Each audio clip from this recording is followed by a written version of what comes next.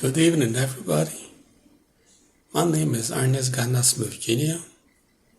I am a Liberian, a passionate mental health professional, a former refugee, and the founder and executive director of the Renewed Energy Serving Humanity, RESH Liberia for short.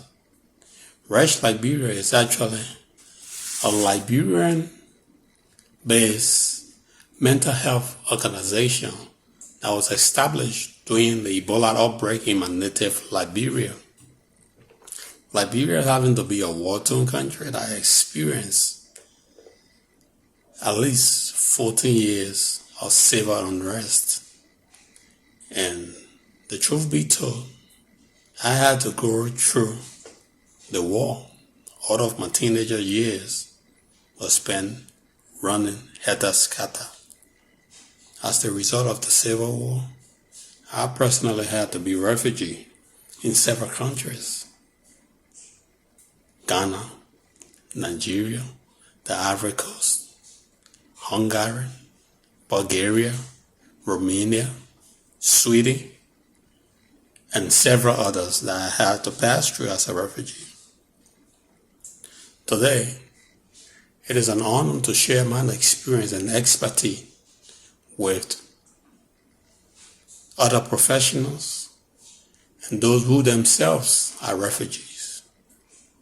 I chose to wear white today as a symbol of peace to those who are engaged in civil unrest as the result of religious differences, as the result of political differences, as the result of persecution based upon personal reasons. I'm touched and propelled to do this presentation because, like I said earlier, I spent my teen years as a young man running from one country to another, running from one warring faction to another, living all manner of unbearable and inhumane life, all because I had to flee my native country. It is interesting to know that the issue of refugee welfare is a decade-long issue. For years, for centuries, there have been refugees from one end of the world to another. But it still beats my imagination that in this age and time, when the world has become a global village and mankind has become so sophisticated, we still have to battle the issue of refugee life. By training and by profession, I'm a mental health professional, like I said, and the founder and executive director of RESH Liberia. At RESH Liberia, we have 5 cardinal pillars that we have our entity, our organization built upon. Those 5 pillars are psychosocial counseling. Remember, like I said, I'm from a war-torn country, Liberia, where we have war for almost 14 years. Every sector of our society was broken down. And trauma is a day-to-day battle that we have to fight in Liberia today. So at RESH, we provide psychosocial counseling. We do community awareness and sensitization. We have to always keep sensitizing folks who are going through trauma-related issues. At RESH, we also do advocacy. Some people are so traumatized and victimized that they don't have what it takes to advocate for their well-being. So at RESH, we do advocacy for victims and survivors of trauma and their families. We would go a step further by doing capacity building. The issue of trauma is as a result of war and civil unrest. It's now a global, it's now a pandemic. So we go ahead and train others who provide basic psychosocial support. And finally, I reached our fifth pillar is research.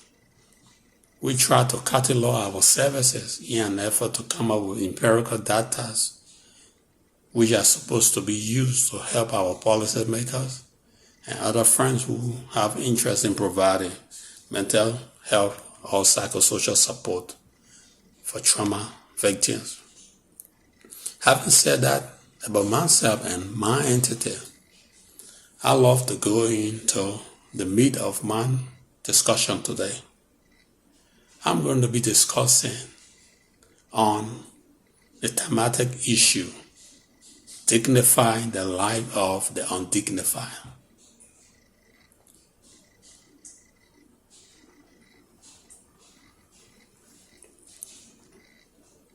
Afghanistan is in the news today, has been in the news for more than 20 years, most of the time for the wrong reason. Not because the folks in Afghanistan chose to be bad, but unfortunately, when you find yourself from a nation or in a place where there are civil unrest, one has got no choice but to flee if the need be to preserve life. And in the event of preserving life, one own nomenclature is changed, and then you take on the name refugee. Today Afghans are floating, walking, striving to flee their country of birth, to flee the country that they love so much because of persecution. Why are they becoming refugees? Some are refugees because of political disagreement. Some are refugees because of difference of ideology. Some are refugees because of religious belief. Some are refugees because they try to stand up for the rights of others. And like I said, once one becomes a refugee, the first thing that happens is you lose your dignity. It is the dignity of you and I, the free man, that gives us the boldness to stand up, to be ourselves.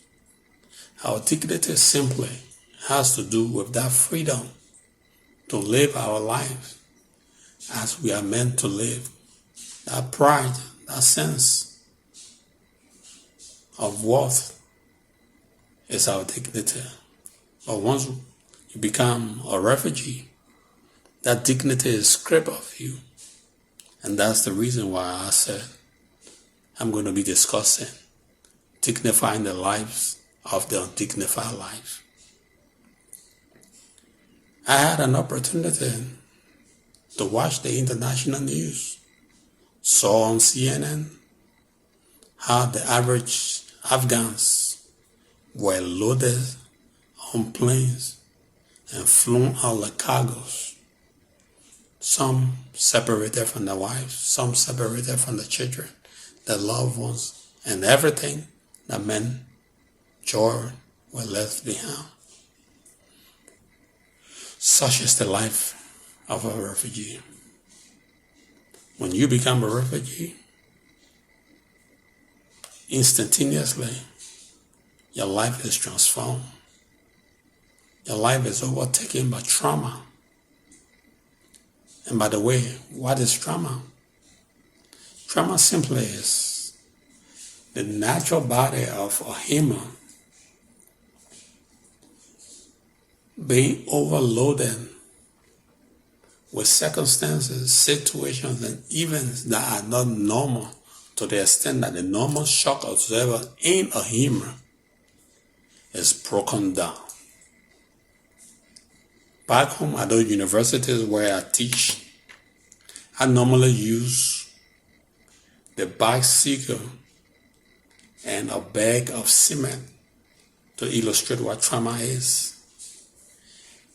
If you took 100-pound kid and put him on a bicycle, the bicycle is built to carry 100-pound kid. But if you took bags of cement, or if you took 300 pounds, 400 pounds, 500 pounds, and place it on the bicycle, the shock absorber of the bicycle will be overwhelmed by the weight, and the bicycle might not be able to pedal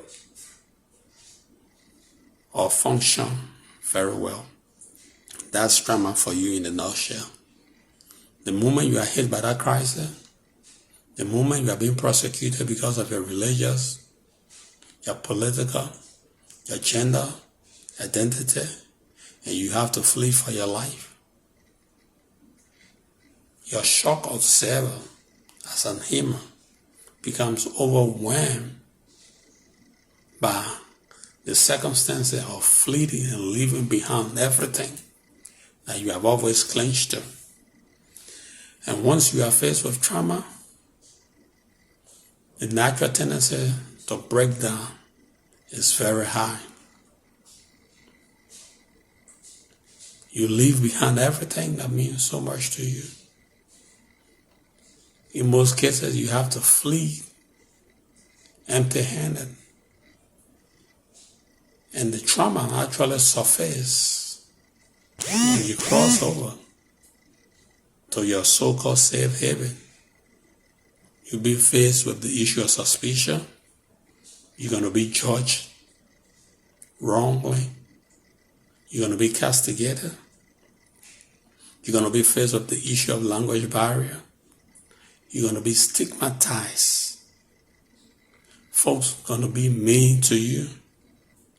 But even where there were some loving people who tried to embrace you, there's another side of the coin. And that has to do with the issue of you leaving behind everything that means so much to you. And in the even where you have left behind everything that means so much to you, that's going to be a problem. Your life will have to start afresh. And the best way to have the lives of refugees started afresh is to provide the requisite psychosocial support. Those who are the host nation have to embrace them and allow them to a greater extent practice a little bit of what they practice back home. Allow them to be them. Give them that support. Give them opportunities to rebuild their lives. Do not try to snatch away their identity. Do not try to stigmatize them.